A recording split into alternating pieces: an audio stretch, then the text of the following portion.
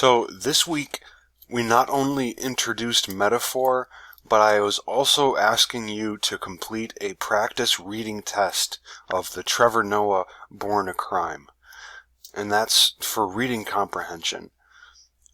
And so one thing we did this week to put those two ideas together, that is reading comprehension and metaphor analysis, we went through Pablo Neruda's poem, We Are Many, or Muchos, Somos. And again, this is by Pablo Neruda. He's a Chilean poet.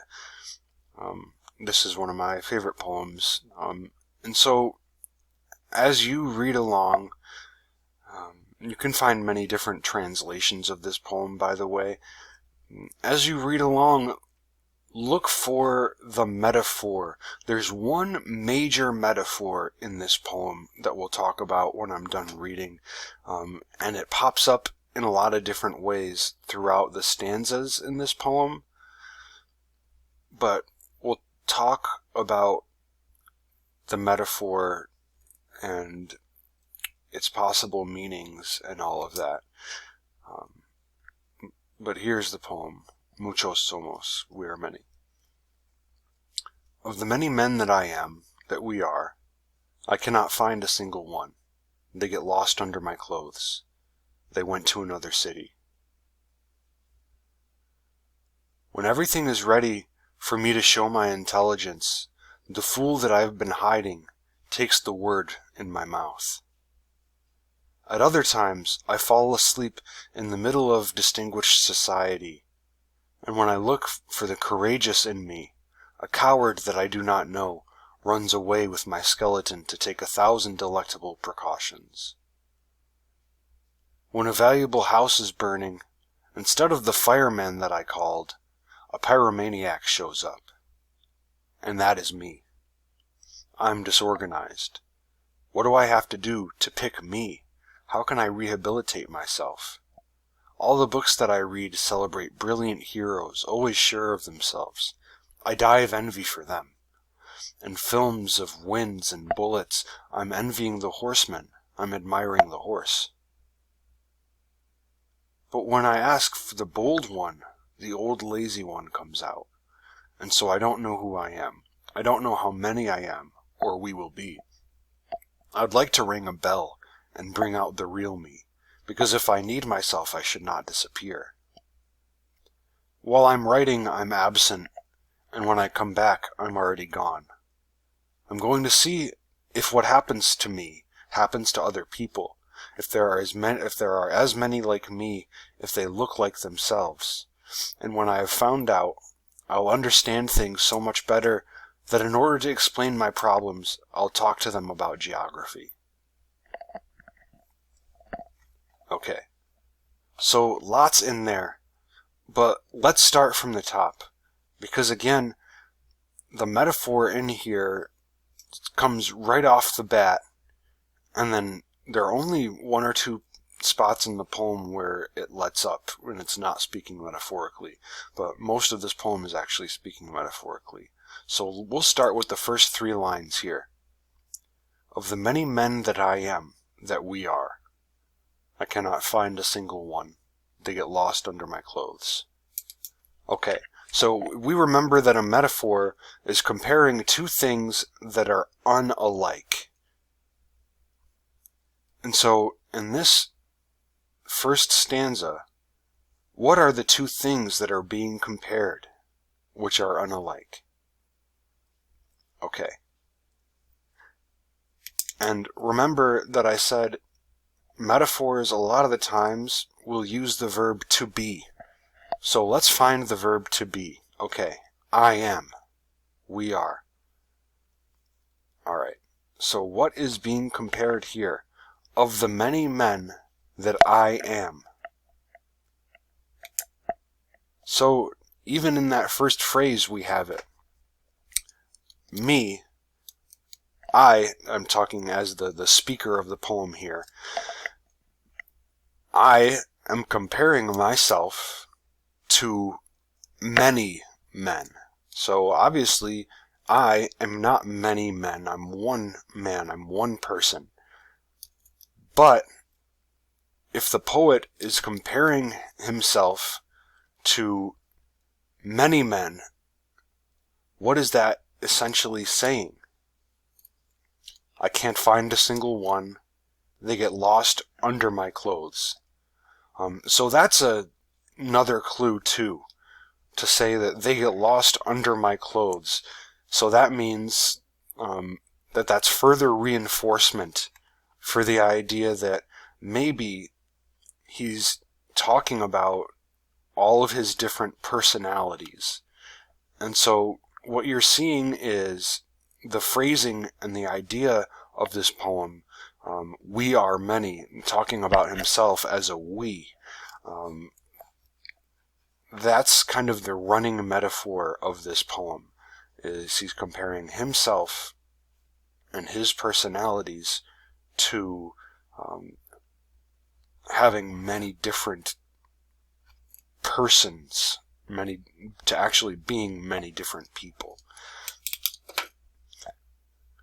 When everything is ready for me to show my intelligence, the fool that I've been hiding takes the word in my mouth.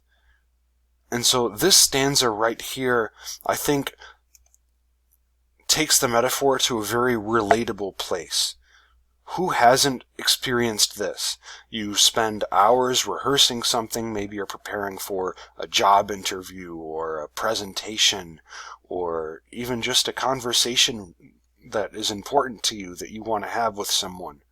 And then you plan everything out and you think, oh yeah, I'm feeling pretty good about this, I'm a smart person here. But then you get to it and then you just fumble it and you can't even help yourself. It's almost like someone else has taken control of you and you can't stop them. And that's what he's talking about here. He's preparing to show himself as intelligent, but the fool comes out. And so the fool is going to be a continuation of this metaphor from the first stanza here. The fool that I've been hiding. The fool that I've been hiding where? Underneath my clothes, so it's within me.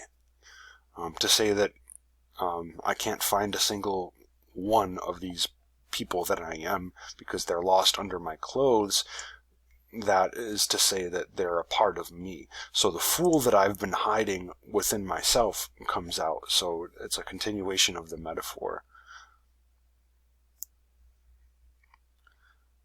We'll skip down a little bit. Here in this stanza we have kind of a similar idea. When I look for the courageous in me, a coward that I don't know runs away with my skeleton. So another instance of the poet feeling lost within himself. The courageous one is the one that he's trying to call forth, but the coward takes control of everything. And another instance here, when a valuable house is burning, instead of the fireman that I called, a pyromaniac shows up. In another translation, this shows up as arsonist. So the metaphor here being that obviously when a valuable house is burning, a fireman would be whoever is putting out the fire, and the pyromaniac or the arsonist is the one who started the fire. So knowing that we're speaking metaphorically here, we know that we're not talking about an actual fire, but a burning house could mean, it could stand in for any sort of serious problem that's happening in the poet's life. So the fireman would be the personality that we would rely on in crisis, that we would hope we could call on the part of ourselves that thinks logically, that is prepared to deal with such a problem. But sometimes what happens is that the part of yourself that started the problem in the first place, the arsonist, or the part of yourself that tends to make things more complicated rather than solving them and simplifying them can show up at the worst time. And that is me. So he's making sure that people get the idea here that the arsonist, the pyromaniac, is himself. And even if we didn't have the rest of the poem, we could look at these couple lines here. A pyromaniac shows up, and that is me. And so he's comparing himself here to someone who likes to set things on fire.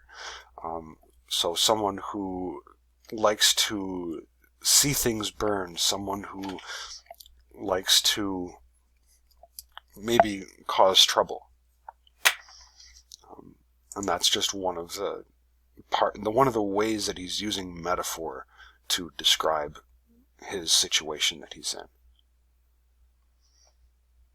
This stanza here, I think, is one of the only parts of this poem where we're stepping outside of metaphor.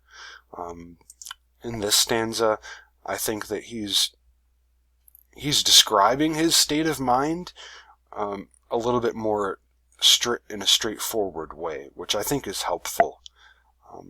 I think it's important that he's talking about in the books that I read and the movies that I watch. There are all these heroes that he admires.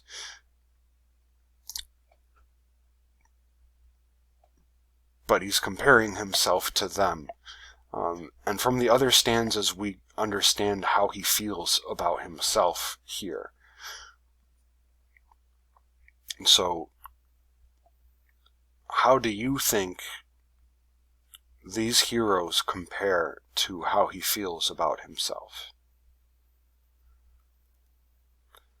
I like these two lines. I would like to ring a bell and bring out the real me. And so, again, a continuation of the metaphor.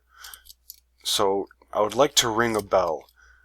So, to call forth, or to announce, or to clarify, and bring out the real me. So that would signify that there are parts of himself that he feels are not as true to who he is or who he wants to be. And this also shows that he is kind of lost and confused in this poem. It's possible to do so much self-analysis that you lose track even of who you are. And that's what he's describing here. And this also reminds me of like one of the first popular Eminem songs. Well, it's kind of like this is the older, more literary version of Would the Real Slim Shady Please Stand Up? So Pablo Neruda basically feels like he wishes he could make the real Pablo Neruda please stand up. While I'm writing, I'm absent, and when I come back, I'm already gone. And so this is just one more way that he's describing this division of personalities within himself. Obviously, while he's writing, he can't be absent because he's there writing. But while I'm writing, I am absent, so I am far away. I'm into my writing. I'm into this world of writing. And when I come back from this world of writing, I am already gone. So when I come back to myself, the I that was in the own world writing has gone. And I really like the end of this poem.